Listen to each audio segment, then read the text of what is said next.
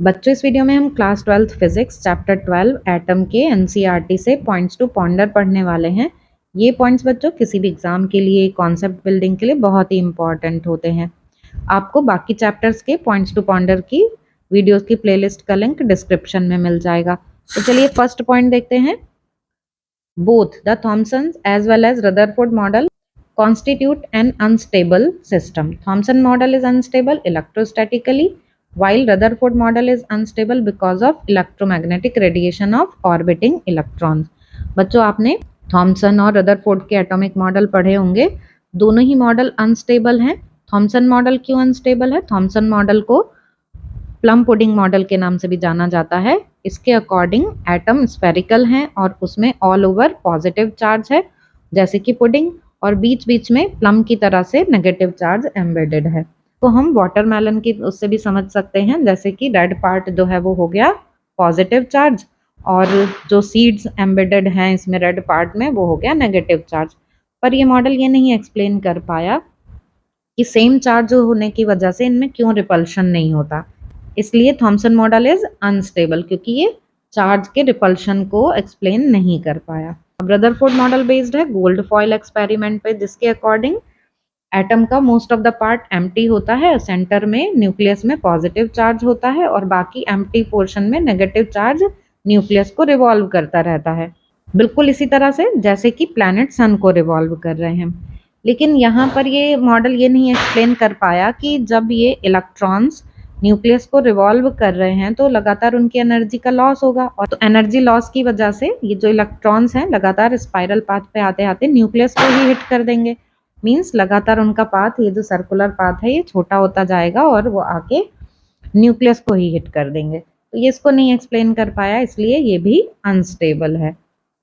तो आपको बच्चों ये फर्स्ट पॉइंट समझ में आ गया होगा कि थॉमसन मॉडल, रदरफोर्ड मॉडल दोनों ही अनस्टेबल हैं, क्योंकि थॉमसन मॉडल चार्जेस के रिपल्शन को एक्सप्लेन नहीं कर पाया, और रदरफोर्ड मॉडल जो इलेक्ट्रोमैग्नेटिक रेडिएशन है, मतलब सर्कुलर पाथ पे जब ये इलेक्ट्रॉन्स रिवॉल्व कर रहे हैं न्यूक्लियस को, तो उनके एनर्जी लॉस को एक्सप्लेन नहीं कर पाया कि एनर्जी उनकी खत्म हो जाएगी और न्यूक्लियस में ही आके वो मिल जाएंगे।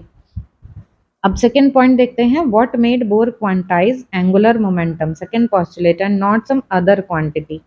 बच्चों बोर की सेकेंड पॉस्टुलेट क्या है? L is equal to n h upon 2 pi. Quantization of angular momentum means h upon 2 pi के इंटीग्रल मल्टीपल के इक्वल होगा ये एंगुलर मोमेंटम। तो n यहाँ पर क्या है? 1 2 3 4 ऐसे वैल्यूज हैं ये इन ऑर्बिट्स की, कि फर्स्ट ऑर्बिट है तो h अपॉन 2 पाई एंगुलर मोमेंटम होगा, सेकेंड ऑर्बिट है तो h अपॉन 2 पाई का 2 टाइम्स होगा। तो इस तरीके से orbit wise angular momentum quantize हो गया, फिक्स वैल्यू हो गई उसकी। क्वांटाइजेशन वर्ड अगर बच्चों आपको थोड़ा ऐसे लगता है कंफ्यूजिंग, तो आप इसको ऐसे समझ सकते हैं कि जैसे स्टेयर्स होती हैं कि 1 स्टेप, 2 स्टेप, 3 स्टेप, तो ये स्टेप्स अलग अलग हैं, है ना। और रैंप में क्या है? कंटिन्यूस होता है। तो जैसे रैंप कंटिन्यूस है, लेकिन स्टेयर्स क्या है? डिस्क्रीट, और ये डिस्क्रीट ही क्या है? क्वांटाइजेशन, ठीक है ना। तो यहाँ एंगुलर मोमेंटम का क्वांटाइजेशन क्यों लिया गया? क्योंकि जो इलेक्ट्रॉन्स हैं वो न्यूक्लियस के अराउंड सर्कुलर पाथ पर हैं, ठीक है, सर्कुलर पाथ पर हैं। L is equal to mvr। तो इसलिए हर एक ऑर्बिट का एंगुलर मोमेंटम फिक्स करना ये नेचुरल चॉइस है। दूसरा, h की डायमेंशन भी वही है। h क्या है? प्लैंक कांस्टेंट, तो उसकी डायमेंशन भी वही है जो एंगुलर मोमेंटम की है। तो सर्कुलर ऑर्बिट्स के लिए एंगुलर मोमेंटम एक रिलीवेंट क्वांटिटी है। एंगुलर मोमेंटम के क्वांटाइजेशन से ऑर्बिट्स डिफाइन हो गई कि किसी पर्टिकुलर ऑर्बिट का कुछ पर्टिकुलर एंगुलर मोमेंटम होगा, पर्टिकुलर एनर्जी होगी, तो उसमें जो इलेक्ट्रॉन्स हैं उनका उतना ही एंगुलर मोमेंटम और एनर्जी होगी, उससे ना कम ना उससे ज्यादा। जो दूसरी ऑर्बिट में होंगे तो दूसरी ऑर्बिट के हिसाब से एंगुलर मोमेंटम और एनर्जी होगी, ना उससे कम ना ज्यादा। और जब ऑर्बिट चेंज करेंगे इलेक्ट्रॉन्स, तो ये तभी पॉसिबल होगा जब वो कुछ एनर्जी गेन कर ले या कुछ एनर्जी का लॉस हो जाए। इस तरीके से एक नेचुरल चॉइस है एंगुलर मोमेंटम का क्वांटाइजेशन, क्योंकि इलेक्ट्रॉन सर्कुलर पाथ पर हैं।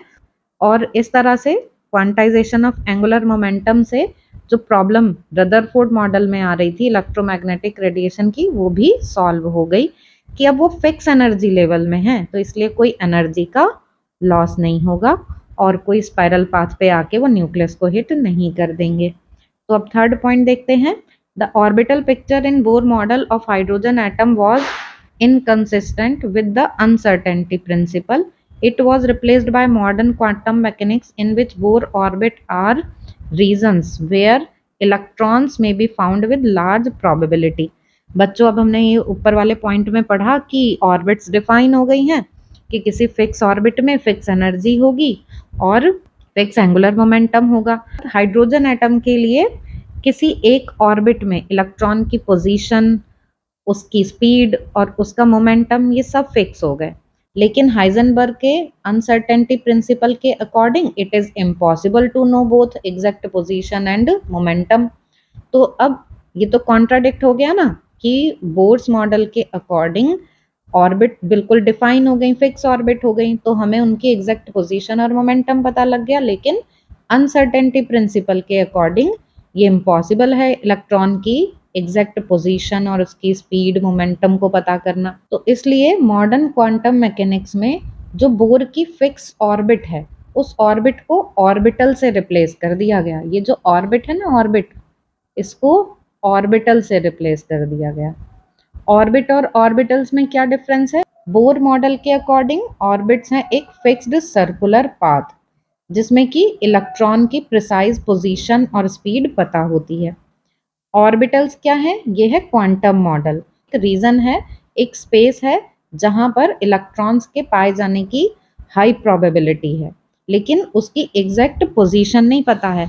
ऑर्बिट्स में इलेक्ट्रॉन की पोजीशन और स्पीड काफ़ी प्रिसाइजली पता रहती है, लेकिन ऑर्बिटल एक रीजन है, एक स्पेस है where there is a high probability of finding an electron, लेकिन हमें एग्जैक्ट पोजीशन नहीं पता, एग्जैक्ट स्पीड नहीं पता। तो बच्चों आपको ये थर्ड पॉइंट भी समझ में आ गया होगा। अब देखते हैं fourth point. Unlike the situation in solar system where planet gravitational force are very small as compared to the gravitational force of sun on each planet। Solar system में सन जो फोर्स लगा रहा है प्लैनेट्स पर, उसके कंपैरिजन में planet के बीच में लगने वाली फोर्स बहुत ही कम है। मतलब सन जो भी फोर्स ऑफ अट्रैक्शन प्लैनेट्स पर लगा रहा है वो काफ़ी ज़्यादा है इंडिविजुअली प्लैनेट्स के बीच में लगने वाली फोर्सेस के कंपैरिजन में। लेकिन एटम के केस में ऐसा नहीं है। The electron electric force interaction is comparable in magnitude to the electron nucleus electrical force. Electron के बीच में लगने वाला इलेक्ट्रिकल फोर्स कंपेरेबल है न्यूक्लियस और इलेक्ट्रॉन्स के बीच में लगने वाले इलेक्ट्रिकल फोर्स के साथ। ठीक है ना, मीन्स न्यूक्लियस फोर्स लगा रहा है इलेक्ट्रॉन्स पर और इलेक्ट्रॉन भी इलेक्ट्रॉन्स पर फोर्स लगा रहे हैं। मीन्स न्यूक्लियस अट्रैक्ट कर रहा है इलेक्ट्रॉन्स को और इलेक्ट्रॉन्स आपस में रिपेल कर रहे हैं। तो दोनों केसेस के ये जो फोर्सेस हैं, फोर्स ऑफ अट्रैक्शन और रिपल्शन, ये कंपेरेबल हैं।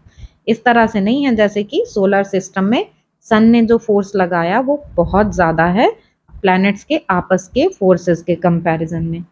This is the reason why Bohr's model with its planet-like electron is not applicable to many electron atoms।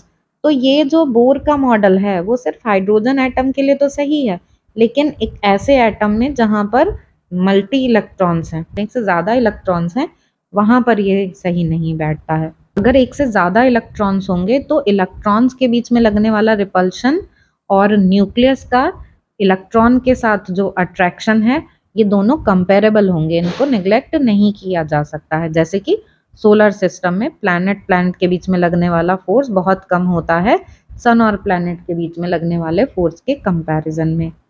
तो बच्चों आई होप कि आपको ये चारों पॉइंट समझ में आ गए होंगे। फिर भी इनसे रिलेटेड आपके कोई डाउट्स हो तो आप कमेंट सेक्शन में पूछ सकते हैं। इससे आगे के पॉइंट्स हम नेक्स्ट वीडियो में देखेंगे।